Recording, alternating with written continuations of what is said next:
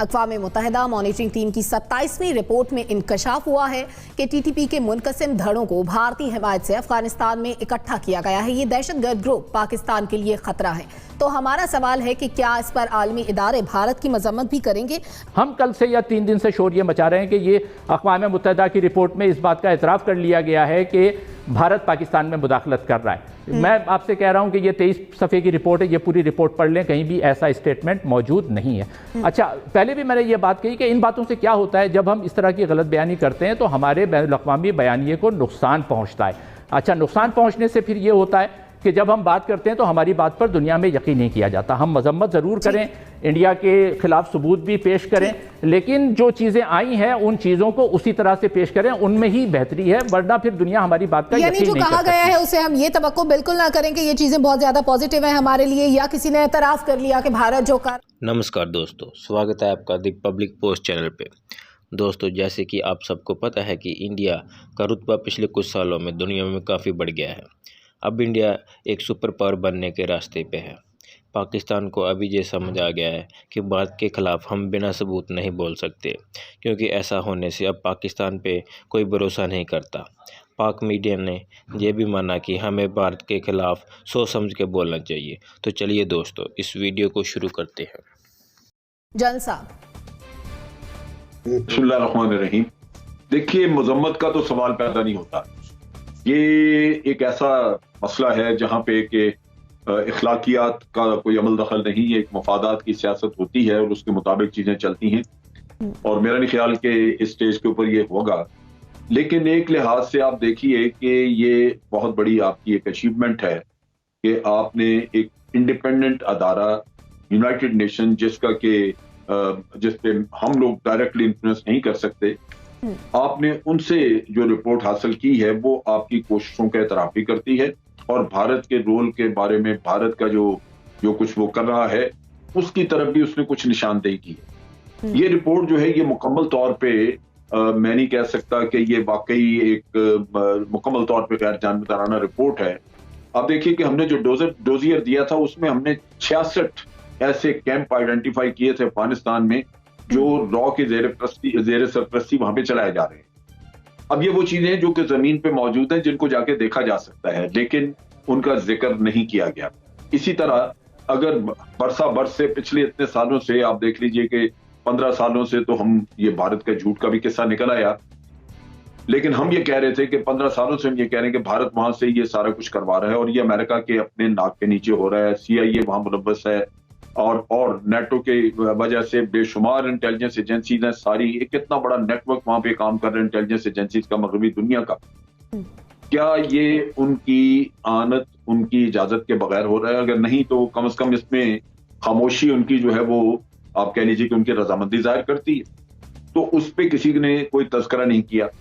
लेकिन इससे अब फायदा उठाना चाहिए। असल चीज ये है कि जो भारत FATF में आपको लेके गया था, जिस चीज की वजह से, वो ये था कि यूनाइटेड नेशन ने जिन लोगों को टेररिस्ट डिक्लेयर किया है, पाकिस्तान उनके खिलाफ एक्शन नहीं करता। लेकिन इस रिपोर्ट ने एतराफ किया है कि न सिर्फ पाकिस्तान ने उन लोगों को गिरफ्तार करके सजाएं दिलवाई हैं, बल्कि उनके एसेट्स वगैरह भी जब्त किए गए हैं। तो ये वो चीजें हैं जिनको लेके पाकिस्तान अब FATF में जा सकता है, अपने केस के लिए भी और भारत के खिलाफ भी, कि ये इनके बारे में ये शवाहिद आ चुके हैं। तो हमें उधर फायदा उठाना चाहिए, इस चीज में नहीं ज्यादा कोशिश करनी चाहिए कि कोई बड़ी ताकत उनकी मजम्मत करे, वो शायद ना हो। लेकिन जो प्रैक्टिकली आप जमीन पे अपनी कोशिश से फायदा उठा सकते हैं, वो हमें जरूर उठाना चाहिए। ठीक है नासिर भाई, ताई साहब, अभी जनरल साहब ने इखलाकियात का जिक्र किया, मैं उसे लिंक करना चाहूंगी उस बात से। पुलवामा के बाद ये जो अर्नब गोस्वामी की चैट सामने आई, क्या इतनी चीजें सामने आने के बाद हम दुनिया से ये उम्मीद करें कि कोई ना कोई मुल्क इसके खिलाफ आवाज उठाएगा, कोई मजम्मत करेगा? और अगर भारत के खिलाफ किसी चाइना वाले ने कोई बात की तो वीटो हो जाएगा, कोई मुझे तो इसमें नजर नहीं आता।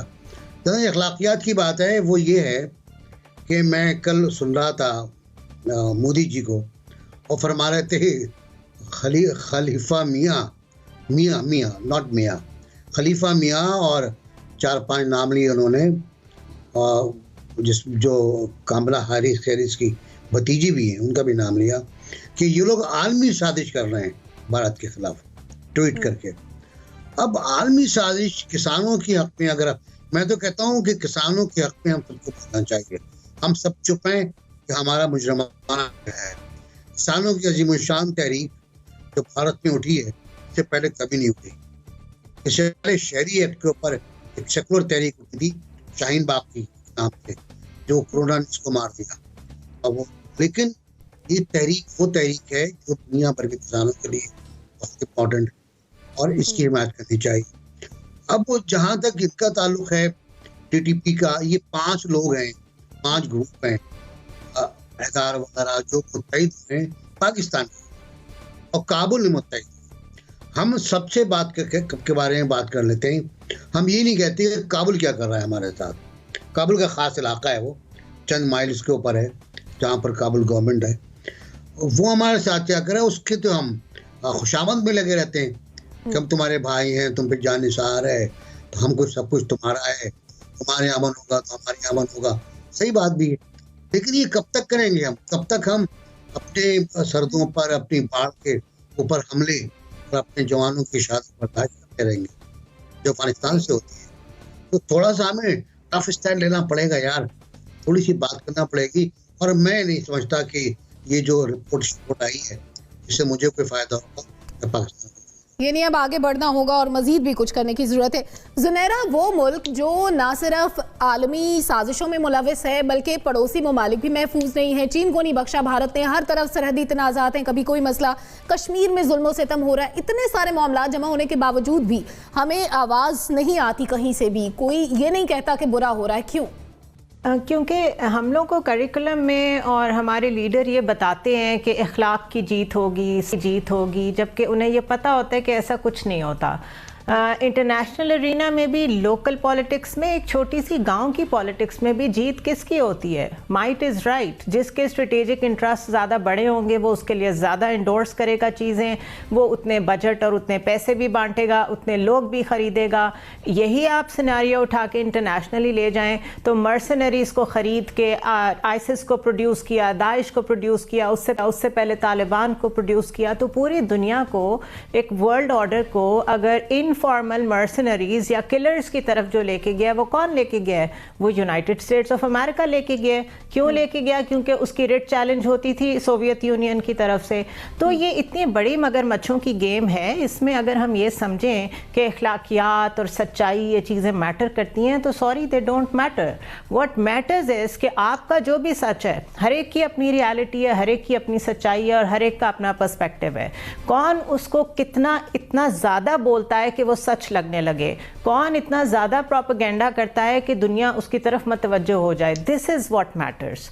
अब अक़वाम मुत्तहिदा की रिपोर्ट आई है, उससे पहले हमने डोजियर भेजा है, उससे पहले बालाकोट के बारे में, फिर अर्नब गोस्वामी के बारे में, डिसइंफो लैब में। ये गॉड सेंड अपॉर्चुनिटीज़ हैं कि खुद एक्सपोज हो रहा है इंडिया। हम कितना ज़्यादा उसके ऊपर काम कर रहे हैं, मुझे तो ये जानने की ज़रूरत है। हम कितना उसके ऊपर एक्शन ले रहे हैं, मुझे ये जानना है। 14 कॉन्सुलेट ऑफिसेस बनाए गए थे काबुल में पाकिस्तान के खिलाफ यूज़ करने के लिए एज अ सेंटर्स, जहाँ पे रॉ सिर्फ काम ही यही करती थी, लोगों को, टीटीपी को ट्रेनिंग कैंप्स थे वहाँ पे और पाकिस्तान में भेजती थी। हम यहाँ बैठ के कहते हैं जी हमें तो पीस चाहिए, इसी तरह हम कहते हैं हम आपसे मुज़ाकरात करने को तैयार हैं। ये डिफेंसिव पोस्चर आपको क्या दे रहा है? आज तक इसने कुछ दिया आपको?